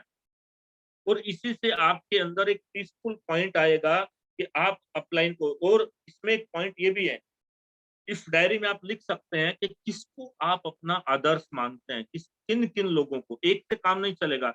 मैं गौतम बाली सर को अपना आदर्श मानता हूँ, उनके जैसा मैं बनना चाहता हूँ, राइट। दीपक सूद सर को मैं अपना गुरु मानता हूँ, उनके जैसा मैं ट्रेनर बनना चाहता हूँ, राइट। गुरुशरण सर जैसे मेरे को एकदम पर्सनैलिटी प्रोफाइल दहाड़ चाहिए, आवाज के अंदर बेस चाहिए। हर लीडर से कुछ ना कुछ चुराया है, हर लीडर से कुछ ना कुछ सीखा है। पुनानी सर जैसा सॉफ्टनेस चाहिए अपने को, स्मार्टनेस चाहिए अपने को। तो ये सारी चीजें लिखने से आती हैं भैया। खोपड़ी में रखने से अभी रखूंगा तो 2 घंटे बाद भूल जाऊंगा मैं, क्योंकि मेरे दिमाग में कुछ और आ जाएगा। अब मैं लिखता नहीं हूँ, मुझे पता नहीं चलता। तो इसके चक्कर में पिछले साल भी मैं ऐसा था और इस साल में भी मैं ऐसा हूँ। और फिर मैं बोलता हूँ सर लोग मानते नहीं है, सर लोग आजकल मानते नहीं है, मार्केट बड़ा खराब चल रहा है, मार्केट अच्छा नहीं है सर, लोगों को पता नहीं क्या हो गया, लोग यूट्यूब में घुसे रहते हैं। भाई कुछ नहीं हुआ भैया, लोगों को तेरा वर्जन पुराना है और पुराने वर्जन को लोग एक्सेप्ट नहीं कर रहे हैं। तू अपने में तो कुछ डाल, तू भी तो नहीं मान रहा है ना। सो माय डियर, आपको एक चीज समझ लेना है, आप आने वाले समय में, आने वाले भारत के, आने वाले वेस्टीज के लीडर हैं आप, और आपसे ही दुनिया सीखेगी, ये भी समझो। आपसे ही लोग सीखेंगे नेटवर्क मार्केटिंग क्या है, क्योंकि अभी तो भारत में 2-2.5 करोड़ लोग वेस्टेज में जुड़े हैं, 2-2.5 करोड़ 3 करोड़ बाकी कंपनियों में है, तो पूरा भारत में 7-8 करोड़ से ज्यादा लोग नेटवर्किंग में है ही नहीं, है ही नहीं। 7-8 करोड़ से ज्यादा लोग नेटवर्क मार्केटिंग में है ही नहीं, तो पूरा भारत खाली पड़ा हुआ है। तो लोग आपके पास आएंगे कब? जब आप अपने आप को तैयार कर लोगे और आपको देख करके आपका कोट, आपकी पैंट, आपका स्टाइल, आपकी टाई, आपके बात करने का तरीका, आपका अंदाज देख के उस आदमी को लगेगा यार 5 साल पहले ये कुछ नहीं था, आज 5 साल के बाद इसका तौर तरीका तो देखो यार, के जैसा बनना है। वो अपने, आज लोग अपने बच्चों का एग्जाम्पल देते हैं, बेटा उसके जैसा बना। इफेक्ट है। आज वेस्टेज में जितने लोगों ने ओडी कार ले लिया, मर्सिडीज ले लिया, उनके एग्जाम्पल दिए जाते हैं उनकी रिश्तेदारियों में, राइट, उनके फ्रेंड सर्कल में। जब वो ओडी, मर्सिडीज और जगुआर से जाते हैं, जब वो वोल्वो से जाते हैं, राइट, और जब वो टाई सूट कोट पैंट में उतरते हैं प्रोफेशनली, और पिछले 3-4 साल का बात करने का एक्सपीरियंस लेकर के जब वो किसी फैमिली में बैठते हैं, जाकर के मिलते हैं, तो वो फैमिली पूरा प्रभावित होती है कि आज कोई आया है। और अगर आप भी ये चाहते हो तो आज 3-4 साल 5 साल लगे हर ओडी लेने वाले को, किसी को 10 साल 8 साल लगे, तो आज इन 3-4 सालों में आप वो करो जो उन्होंने 10 साल में किया, वो आपका 5 में हो जाएगा, जो 5 में किया वो 2.5 में हो जाएगा। पर अपने अंदर वो चीजें डालो।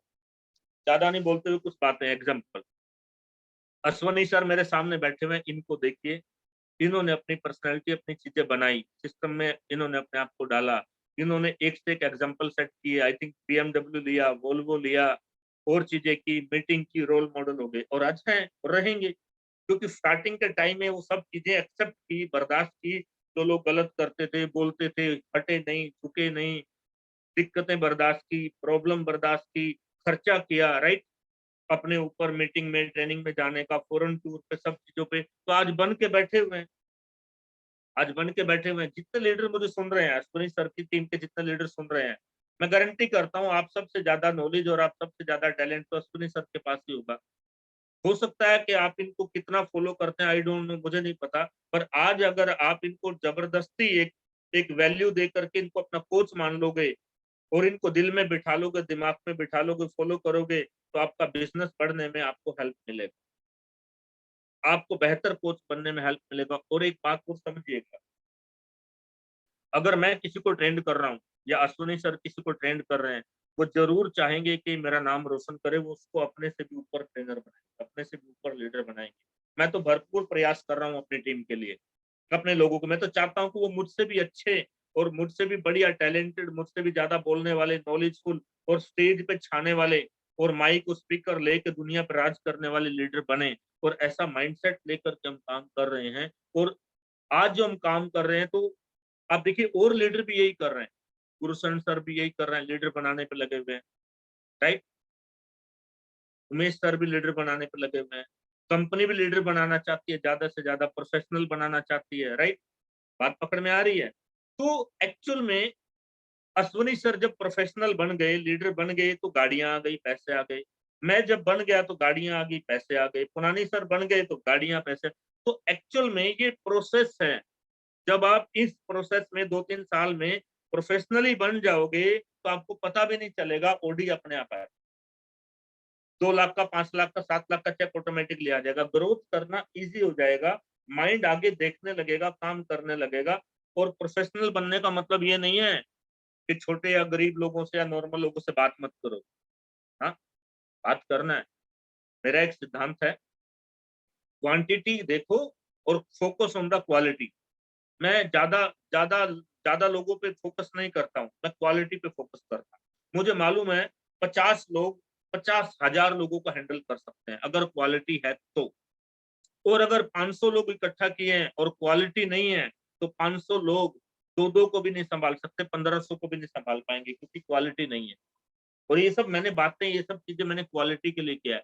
जिसमें क्वालिटी, गौतम बाली सर में क्वालिटी है ना, पूरा इंडिया संभाल लिया है, 9 कंट्री संभाल लिए हैं। और भी तो कंपनियां हैं, वो क्यों नहीं आए कंपटीशन में? क्योंकि गौतम पाली सर की क्वालिटी। आगे नीचे हमारे लीडर, उनकी क्वालिटी, क्वालिटी मेंटेन करते हैं। अब थोड़ा सा मैच करिए गौतम बाली सर की क्वालिटी, बोलने में एक एक स्टाइल, एक अदा, एक दम है कि नहीं है? चलने में एक अदाएं, अरे चलते हुए देख लो तो आदमी साला फिदा हो जावे। दीपक सूद को चलते हुए देख ले और थोड़ी देर सुन ले तो आदमी मर जावे, कयामत वहां पे फिदा हो जावे, बोले क्या पर्सनैलिटी है। अरे वो क्वालिटी बनाई है उन्होंने, वो आप पे आप नहीं है। आज से 10 साल पहले उनमें भी नहीं थी, उन्होंने डेवलप किया अपने आप। वो लोग रोज जिम करते हैं, वो लोग वो चीजें नहीं खाते जिससे वेट बढ़ता है, वो लोग बुक स्टडी करते हैं, वो लोग ट्रेनिंग करते हैं। उन्होंने भी अपने कोच रखे हुए हैं, और मैं बता दूं उन्होंने भी अपने कोच हायर किए हुए हैं, उनसे वो भी सीखते हैं। क्योंकि वो नहीं सीखेंगे तो उनको कंपनी को वर्ल्ड की नंबर 1 कंपनी बनाने में दिक्कत आएगी, राइट? तो उन्होंने भी उस लेवल के कोच रखे हुए हैं जो कंपनी को वर्ल्ड लेवल की कंपनी बनाने के लिए उनको गाइडेंस देते हैं। तो माय डियर लीडर्स, समझो ध्यान से गेम। अक्कड़ का गेम नहीं है, एटीट्यूड का गेम नहीं है, ईगो का गेम नहीं है, टैलेंट का गेम है। Talent and follow. अपलाइन को फॉलो करो और अपनी क्वालिटीज को इंप्रूव करो, चीजें क्लियर हो जाएंगी। लास्ट पॉइंट पे बात कर रहा हूं। अपलाइन को फॉलो करोगे तो बहुत सारी जानकारियां, चीजें मिलेंगी, एग्जांपल्स मिलेंगे, सीखने को मिलेगा। क्वालिटीज को इंप्रूव करोगे तो मुश्किलें नहीं आएंगी। बात समझो, मुश्किलें नहीं आएंगी भाई, मुश्किलें आएंगी नहीं। अभी मैं कुछ दिन पहले संदीप के साथ, एक मेरे दोस्त है, मैकेनिक है, वो कार ठीक करते हैं, छोटे वाली गाड़ी को वहां पे ड्रॉप करने गए थे सर्विस के लिए। तो वो मैकेनिक, गैराज का मैकेनिक मुझे एडवाइस करता है फ्रेंडली, बोले यार ओडी का सर्विस यहाँ से करवा लिया करो। मैंने बोला यार, मारुति की सर्विस करने वाला ओडी की सर्विस, मैंने कहा इसने अपने आप को डेवलप कर लिया, कमाल हो गया, कमाल हो गया यार। मारुति की सर्विस करने वाला, टाटा की सर्विस करने वाला ओडी की सर्विस की बात कर रहा है, इट मीन उसने अपने आप को डेवलप कर लिया। क्योंकि वो पैसे कमाना चाहता है, उसने अपने काम करने के तरीके में नई चीजें डाली। ओडी की सर्विस करना और दूसरी गाड़ी की सर्विस करना जमीन आसमान का अंतर है। जब उसका सनरूफ ऊपर से साफ करेगा ना सर्विस, तो एजेंसी में उसके 5,000 रुपए लगते हैं खाली सर्विस करने के लिए, ओनली खाली सनरूफ के लिए। और 5,000 से कम पैसे में नॉर्मल गाड़ी सर्विस होके घर आ जाती है। तो वो आदमी मुझे कह रहा है, तो इट मीन उसने डेवलप किया ना, चेंज किया। तो मैं आप लोगों को बोलना चाहता हूँ, फियर खत्म, डर नाम का कोई मैटर नहीं। चेंज योर सेल्फ, प्रोग्रेस को डालो, रिजल्ट्स लो। और अपने, मैं बोलता हूँ एक दिन में नहीं आएंगी सारी चीजें, स्टेप टू स्टेप। इसीलिए अप्लाई की जरूरत है आपको, क्योंकि एक दिन में होता तो अश्वनी सर और हम क्या काम करते, हम कंप्यूटर पर बैठ के नई चिप बनाते और चिप बना करके उसमें सारा डाटा डाउनलोड करते, अच्छी बातों का, और तुम्हारे दिमाग में आप पीछे फिट कर देते। ऐसा तो पॉसिबल नहीं है कि तुम्हारे दिमाग में जो खराब चीजें वो निकाल दें और नई चिप लगा के। अब वैसा तो पॉसिबल नहीं। अभी दिमाग है हमारा, तो उसको बदलना पड़ेगा, चेंज करना पड़ेगा। और लॉजिक लेकर के कि तुम्हें जीवन में 5 लाख रुपए महीना कमाना है, तुम्हें लग्जरी कार लेना है, और जब कोविड फुल खत्म हो जाएगा, लॉकडाउन खुल जाएगा, तो तुम्हें दुनिया की सैर करना है, वर्ल्ड की सैर करना है, तुम्हें दुनिया देखना है। अश्वनी सर, जाते जाते 2 बातें करना चाहूंगा। क्या आनंद था ऑस्ट्रेलिया में, क्या नजारा था पेरिस में। एक ही दिन में 3-3 कंट्री। सुबह का नाश्ता हम लोगों ने नीदरलैंड में किया, दोपहर का लंच बेल्जियम में किया, और रात का डिनर पेरिस में कर रहे हैं आकर के। अभी अभी कुछ समय पहले गए थे, लंदन में गए थे, स्कॉटलैंड गए, क्या नजारा था स्कॉटलैंड में, दुनिया का वर्ल्ड का सबसे बड़ा फुटबॉल स्टेडियम, वहां पे हम लोगों ने लाइव जाके स्टेडियम पे ये सब घूमे, देखा। क्रिकेट मैच का ग्राउंड पे हम लोग गए, वहां का हम लोगों ने क्रिकेट मैच देखा, रणजी मैच, जहाँ पे गांगुली ने वो टी शर्ट घुमाया तो वो वाली गैलरी में जाकर हमने फोटो खिंचाया। लंदन के अंदर पूरा हम लोग घूमे, लंदन आई पे हम लोग रहे। क्या क्या फील था वो, क्या दुनिया देखने का मौका मिला। अगर हम लोग नेटवर्कर नहीं होते तो शायद ये चीजें जिंदगी में नहीं आती। बिल्कुल। आज लग्जरी चला रहे हैं, अरे सारा छोड़िए, दिमाग में भी नहीं आती यार। अब हम लोगों ने इतनी दुनिया देखी है, तो वहां देखने के बाद दिमाग पे बहुत सारी चीजें हैं कि जीवन में 2025 में ये करना है, 2030 में ये करना है, 2035 में ये करना है, 2040 में। मैंने तो अपना जिंदगी का 2050 तक का भी डिजाइन दिमाग में फिट कर लिया है कि ये चीजें ऐसे ऐसे ऐसे करना चाहिए, करना चाहिए। सो माय डियर लीडर्स, मैं आपको यही बोलूंगा, जीवन बहुत लंबा है, जीवन बहुत बड़ा है, जीवन में बहुत आगे जाना है, और आगे बढ़िए और डरिए मत, टेंशन मत लीजिए। पुनानी सर ने 57 साल की एज में नेटवर्क मार्केटिंग में सफलता पाई है। आप तो शायद 57 साल से छोटे होंगे, राइट। ऐसे लोग हैं जिन्होंने 18 साल में शुरू किया और 22 साल में सफलता पाई है। सो यहाँ पर सबके लिए अपॉर्चुनिटी है, सबके लिए अवसर है, सबको सफलता मिलेगी। बस हम सबको एकजुट होना है, मिल के काम करना है, अपॉर्चुनिटी पे फोकस करना है, ध्यान देना है, पॉजिटिव रहना है, अपने माइंड को सेटअप करते, अलाइनमेंट अपनी सीधा करके रखना है बार बार, और अपने आप को फिट एंड फाइन रखना है।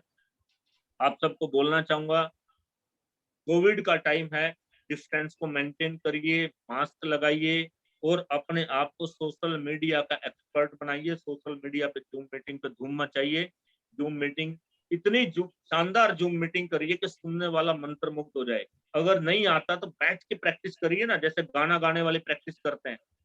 अरे सिंगर गाना गाने वाले प्रैक्टिस करते हैं, तब गाने में सुर आते हैं, आवाज आती है, मधुरता आती है। तो तुम्हारी मीटिंग है, तो मीटिंग से पहले 10 बार प्रैक्टिस करिए ना, रिकॉर्ड करिए, मोबाइल है आपके पास, अपनी मीटिंग मोबाइल में रिकॉर्ड करिए, आवाज सुनिए, रिकॉर्ड करिए, आवाज सुनिए। जब पर आपको लगे कि मजा आ गया, दम आ गया, फिर जाकर के मीटिंग कर दीजिए।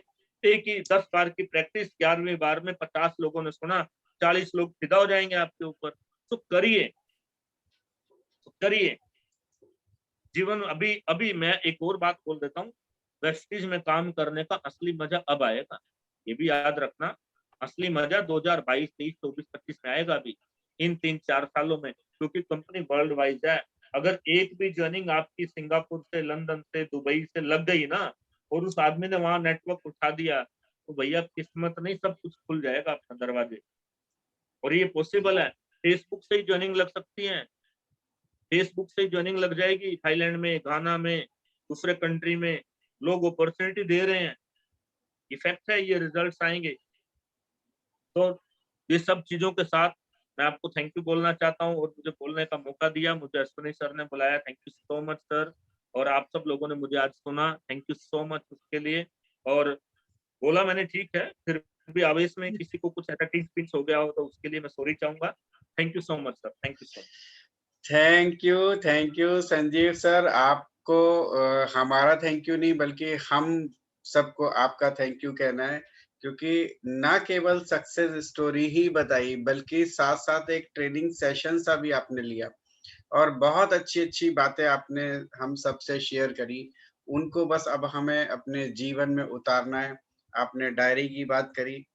अगर मैं शुरुआत से बात करूँ, छोटे आपका जो आपने आज का जो सेशन लिया, तो देखिए एक डॉक्टर के लिए एक्चुअली जहाँ तक मैं समझता हूँ बड़ा मुश्किल काम होता है एक नेटवर्कर बनना, क्योंकि दोनों अपोज़िट टाइप के वर्क हैं। डॉक्टर में जब हम बनते हैं तो डॉक्टर की सलाह लेने के लिए लोग उनके पास पहुँचते हैं, और जब हम नेटवर्कर बनते हैं, तो हमें क्या होता है, शुरुआत में दूसरों की सलाह पे काम ले करना होता है।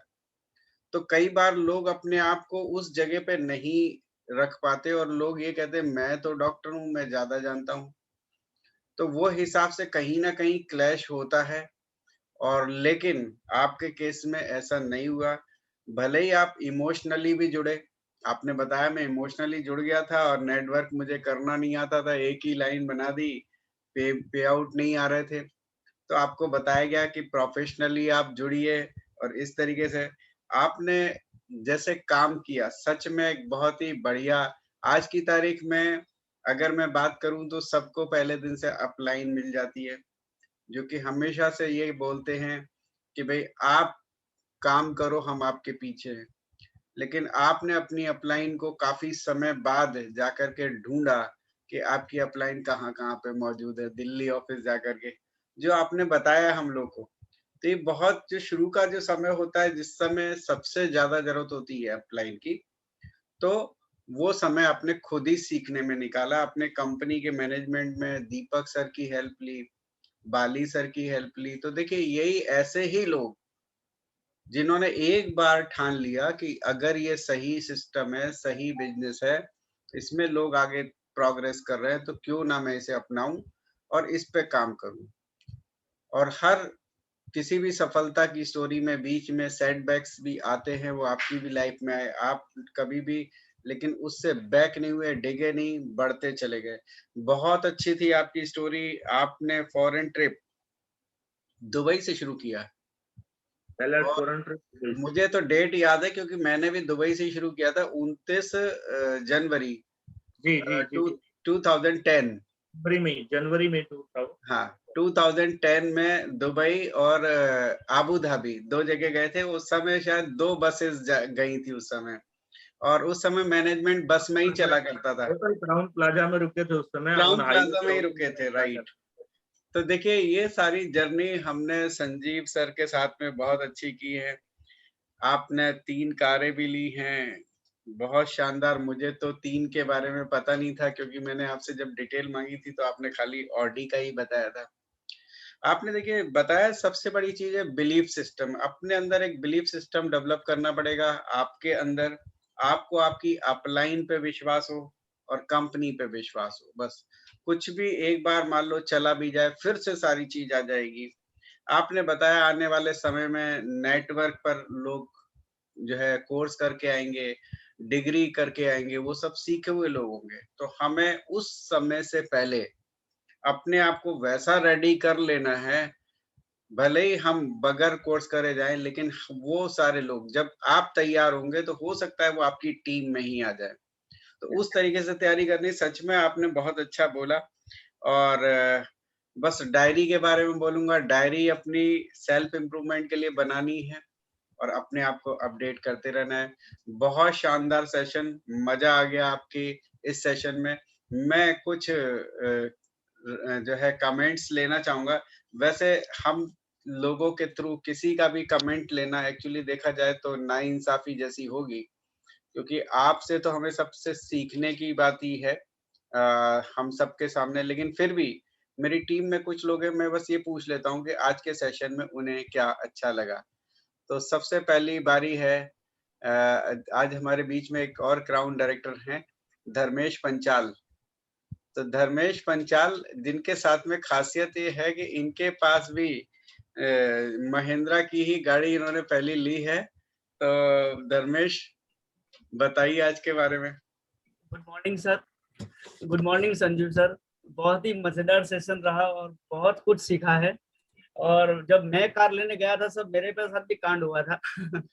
अच्छा। और मैंने सब बुक करवा दिया रेनोल्ट की क्विड कार, क्योंकि मेरा बजट था करीबन 4-5 लाख का और मेरे घर की सबसे पहली कार है और मुझे भी कार चलाना नहीं आता था और दोस्तों के साथ देखने गया था और वहाँ बुक करवा ली। 10,000 डाउन पेमेंट दे दिया था कैश। फिर एक आदमी अननोन पर्सन आया, वहीं पे आया था और बोला कि महिंद्रा के अंदर एक नई कार आई है KU100। तो फिर मेरे साथ जो नीरव भाई थे उन्होंने को काफी जानकारी थी। वहां जाके देखा तो 2-2.5 लाख रुपए बढ़ गए थे, मतलब मेरे बजट से। फादर को बुलाया वहीं पे कि मुझे ये अच्छी लगती है, 6 सीटर कार है और उससे सामने ये अच्छा है। फादर ने एक ही बात बोला, तुझे लेना है, तू डिसाइड कर। और वो कार आ गई और वहाँ कैंसिल करवा ली। तो आज का सेशन सर आपका बहुत ही बढ़िया रहा और बहुत कुछ सीखने को मिला। डायरी वाला आपने जो बोला सर, वो मैं शुरू कर दूंगा आज से ही। कौन सी खूबियाँ है, कौन सी खामी है, मुझे खुद को पहचानना है। तो बहुत ही अमेजिंग सेशन रहा sir. Thank you very much. Thank you, thank you. Dharmesh के बारे में बताऊँ कि धर्मेश जो है लगातार सीखने के प्रोसेस में रहते हैं और अगर इनकी लाइफ की बात करो तो इन्होंने एज ए अकाउंटेंट अपना कैरियर शुरू किया था, तो शायद 3 या 4 हजार रुपए महीने की सैलरी मिला करती थी। और साथ ही साथ इनके बॉस थे मिस्टर हीरेन दादावाला, जो कि अपनी टीम के एक लीडर भी हैं। तो उन्होंने जब ये वेस्टिज बिजनेस ज्वाइन किया तो उन्होंने कहा कि भाई धर्मेश तू भी कर ले। तो धर्मेश ने ज्वाइन तो कर लिया, लेकिन उसके बाद शुरू में इतना विश्वास नहीं था, लेकिन धीरे-धीरे विश्वास अपना डेवलप किया, सीखने। और सबसे अच्छी बात क्या है धर्मेश की, कि धर्मेश किसी भी सेशन में आते हैं तो अपना वीडियो ऑफ नहीं करते। तो ये बहुत अच्छी बात है। आपको देखिए सीरियसली अगर यहाँ पे आना है, मैं देखता हूँ एक समय में 250 के आसपास में भी लोग आ गए थे हमारे में। लेकिन क्या है कि अगर आप सीरियसली इस बिज़नेस को करना चाहते हो तो सेशन को पूरी ईमानदारी के साथ अटेंड करिए। हम लोग के पास भी ऑप्शन होते हैं कि हम अपने वीडियो को ऑफ करके इधर-उधर काम में लग जाएँ, लेकिन उसमें हम किसका नुकसान करेंगे? क्या संजीव सर का नुकसान होगा? नहीं, वो मेरा खुद का नुकसान हो जाएगा। तो इसलिए वीडियो ऑन करिए ताकि आप अलर्ट बैठे रहें। बहुत सारे लोग यहाँ पे वीडियो ऑन करके बैठते हैं। चलिए अगला नंबर एक है हमारे बीच में, नेपाल की एक लेडी हैं, जिन्होंने बहुत अमेजिंग वर्क किया है। और ऐसा काम उन्होंने उस समय किया जब नेपाल में बिज़नेस भी नहीं था। और उनका एक ही स्लोगन मुझे बहुत अच्छा लगता है, डर के आगे जीत है। और सच में एक समय में बहुत डर भी था। नेपाल में ऐसा लगता था कि कहीं पकड़ के ना ले जाएँ जो नेटवर्क करने वाले लोग हैं। तो अभी वो करते रहे। अभी तो खैर सब सेंटर वेंटर ब्रांच खुल गई, डीएलसीपी खुलने की अभी प्रोसेस में है। तो मनीषा राठी जी एक बार वीडियो पे आइए। Good morning sir. सॉरी मैं वीडियो पे तो नहीं आ पाऊंगी, उसके जी लिए वेरी सॉरी। कोई बात नहीं। पर कहना चाहूंगी सर, संजीव सर को भी गुड मॉर्निंग। बहुत ही अच्छा सेशन सर, आंखें खोल दी आपने, हमारी कमियां हमें दिखा दी। और आपका स्ट्रगल देख के अब तो लगता है हम तो कुछ भी नहीं कर रहे हैं। तो हमारा स्ट्रगल छोटा है सर, वो मैं नहीं बोलूंगी हम स्ट्रगल कर रहे हैं, बिल्कुल भी नहीं बोलूंगी। क्योंकि अब लग रहा है कि जब तक स्ट्रगल नहीं आएगा तब तक हम मजबूत नहीं बन पाएंगे। तो मैं चाहूंगी भगवान मुझे और स्ट्रगल दे, आपसे भी बड़ा स्ट्रगल दे, ताकि हम इससे भी बड़े लीडर होके निकले। Thank you so much sir. मैं इससे ज्यादा मैं कुछ बोल नहीं पाऊंगी, क्योंकि आपने हमारी आंखें खोल दी है। तो सर बस है ना, आप सर को, अश्विनी सर को भी थैंक यू कहना चाहूंगी, क्योंकि आप इतने अच्छे सेशंस लेके आ रहे हैं सर। काफी कुछ सीखने को मिल रहा है। डायरी वाला पार्ट बहुत बेस्ट लगा सर, और आपने बोला और मैंने नोट करना शुरू कर दिया है मेरी कमियां, जिसमें कमियों की लिस्ट बड़ी हो गई है और जो मेरी जो चीज होनी चाहिए वो कम है। तो मुझे कमियों की लिस्ट को कम करना है और अपनी जो क्वालिटी लिस्ट है उसको बढ़ानी है। Thank you so much sir. Thank you. Thank you Manisha ji, और आपके अच्छे कमेंट के लिए। और हमारे बीच में एक और क्राउन डायरेक्टर जो कि तेलंगाना आदिलाबाद से हैं, बहुत जुझारू लेडी हैं। एक दिन में 4-4 5-5 ज़ूम सेशंस और 1 टू 1 भी करते हैं। और आप समझ गए होंगे मैं किन की बात कर रहा हूँ, सुनीता पिपलवा जी। Yes, sir. Thank you, sir. Good morning, Sanjeev sir. Good morning, Ashmi sir, and good morning all. Sanjeev sir, really आपका सेशन बहुत ही अमेजिंग वंडरफुल सेशन था। हम तो स्पीचलेस है, हम आपके सेशन के लिए, हमारे पास कोई वर्ड्स नहीं है बोलने के लिए। जैसे अभी मनीषा जी ने बताया कि डायरी वाला जो आपने बताया था, रियली बहुत ही वंडरफुल। संजीव सर, मैंने ऑलरेडी आपके काफी सारे सेशन अटेंड किए हैं। वॉरियर्स इंडिया ग्रुप में आपके सेशंस के मैसेजेस आते हैं और मेरी टीम में मैं लोगों को फॉरवर्ड करती हूँ, और वहां पे बहुत सारे लोग अटेंड भी करते हैं। और मैंने पहला जो सेशन आपका अटेंड किया था, रियली वही सेशन के ऊपर मैंने मेरी टीम में मीटिंग भी करी थी। बहुत सारे पॉइंट्स उसमें बताए थे। रियली सर, मैं आपकी ऑलरेडी बहुत बड़ी फैन हूँ। मुझे आपके सेशंस बहुत ही पसंद आते हैं, और आपने रियल में हमारी सबकी आंखें खोल दी है कि हमें पहले अपनी कमियों को पहचानना है। हम जैसे एक्सक्यूज करते हैं कि लोग आते नहीं है, लोग काम नहीं करते हैं, ये बात बिल्कुल गलत है। हमें लोगों पे काम नहीं करना है, बल्कि हमें अपने आप पे काम करके अपने आप को इस बिजनेस के काबिल बनाना है कि लोग अपने आप हमारे साथ इस बिजनेस में चले आए और हम लोगों की जिंदगी बदल सकते हैं। Thank you so much for wonderful session sir. Thank you so much Ashwini sir कि आपने मुझे मौका दिया कि संजीव सर के बारे में बोलने के लिए। Really thank you so much sir. Thank you Sunita ji, आपके बहुत अच्छे कमेंट के लिए। और अब जाते-जाते मैं आपको कुछ आगे का प्रोग्राम बताना चाहूँगा और फिर हम आज यहाँ से विदा लेंगे। अब आज वेडनेसडे निकल चुका है, थर्सडे, फ्राइडे, सैटरडे आप लोग अपनी जो ग्रुप्स है उसकी मीटिंग्स, जूम मीटिंग्स जो है वो सब आप करिए। संडे को हमारे बीच में होंगे सचिन चिकाटे जी, मिस्टर सचिन चिकाटे, जो कि कंपनी के मैनेजर हैं, साथ में ट्रेनर भी हैं, और उनका टॉपिक है हाउ टू इनवाइट, संडे रात 9 बजे। तो उस सेशन को अपना नोट कर लें, उस समय कोई और दूसरा अपना प्रोग्राम नहीं रखें। साथ ही साथ एक आज दोपहर में 3 बजे हमने एक सेशन रखा था जिसमें मिस्टर प्रतीक सेठ, जिनका एजुकेशनल वर्कशॉप जो उन्होंने हमें बताया था जो अभी होने वाला है, मिस्टर दीपक बजाज जी का।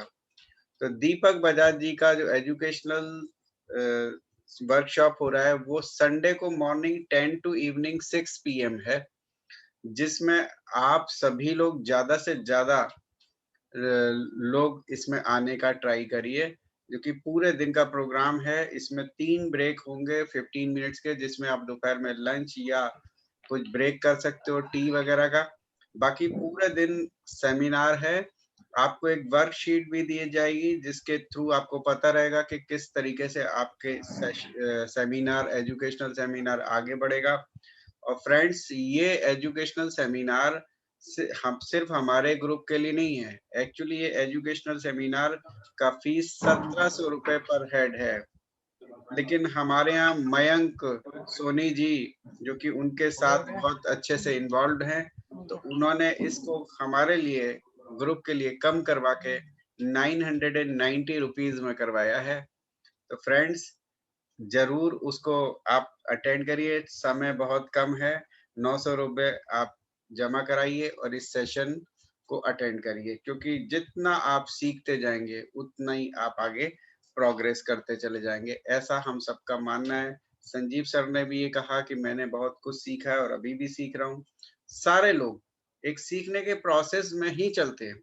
अगर मैं बाली सर की बात करूं तो वो भी यही कहते हैं कि मैं जब सेशन लेता हूं पहली बार तो वो इतना अच्छा नहीं होता, जब उसी सेशन को दोबारा लेता हूँ फिर तीसरी बार, चौथी बार या 5वीं बार, तो उसमें मेरी जो है महारत हासिल होती चली जाती है और परफेक्टनेस आती चली जाती है। तो फिर इस तरीके से ही हमें भी बनना है, तो अपने आप को अपग्रेड करना बहुत जरूरी है। तो जो लोग भी नेटवर्क बिजनेस में आगे चल करके बड़ा काम करने की इच्छा रखते हैं वो इस सेशन को जरूर अटेंड करेंगे। तो आज के लिए इतना ही, फिर मिलेंगे दोबारा से आने वाले समय में। पहले हम संडे को मिल रहे हैं। विश यू वेल्थ और thank you Sanjeev sir very much, आपने यहाँ जो टाइम दिया। Thank you all.